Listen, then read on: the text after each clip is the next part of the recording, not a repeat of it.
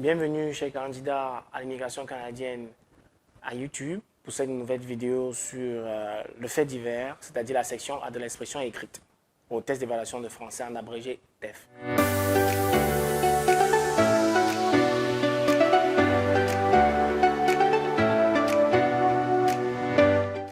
Alors, nous allons parler d'un sujet assez particulier.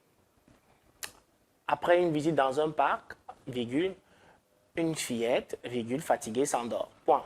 Quelle surprise à son réveil. La première chose à faire, c'est de situer le cadre spatio-temporel de l'histoire. Heureusement, l'histoire y a donné le lieu, c'est-à-dire le parc. Mais il manque la date, c'est-à-dire ça s'est passé quand. Vous pouvez par exemple dire vendredi passé, ou bien donner une date précise, du genre lundi le 20 avril 2019, n'importe quoi. Vous donnez un nom à la fillette. Ça peut être Julie ou Sophie. Vous pouvez me donner son âge. 5 ans, 7 ans, ça dépend de vous. Vous pouvez aussi expliquer au départ qu'elle marchait dans le parc avec ses parents et qu'après avoir visité les cages de différents animaux, elle s'est arrêtée sur la cage des singes.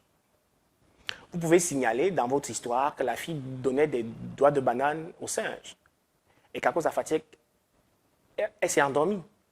Certains singes auraient cassé la cage pendant son sommeil au point de l'entourer parce qu'ils voulaient arracher les doigts de banane qu'elle avait. Surprise d'être entourée par les singes, elle cria et le vigile tira un coup de feu en l'air qui dispersa les animaux, récupéra l'enfant et l'a remise à ses parents. Vous voyez, la fin doit être heureuse.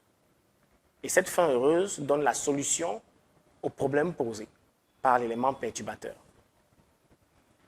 Ainsi, vous pouvez finir votre histoire par « toujours surveiller nos enfants ». Cette dernière phrase, assez simple, peut ne même pas avoir de verbe conjugué. L'essentiel, c'est que le correcteur sente une leçon à tirer de l'histoire que vous racontez. Et cette histoire doit être brève. Votre récit ne doit pas être long, mais doit entrer dans les détails et expliquer exactement quels sont les rouages, qu'est-ce qui s'est vraiment passé pour que le problème soit résolu. Ainsi, je vous souhaite une bonne chance pour les sujets que vous aurez à traiter et surtout pour le test d'évaluation de français.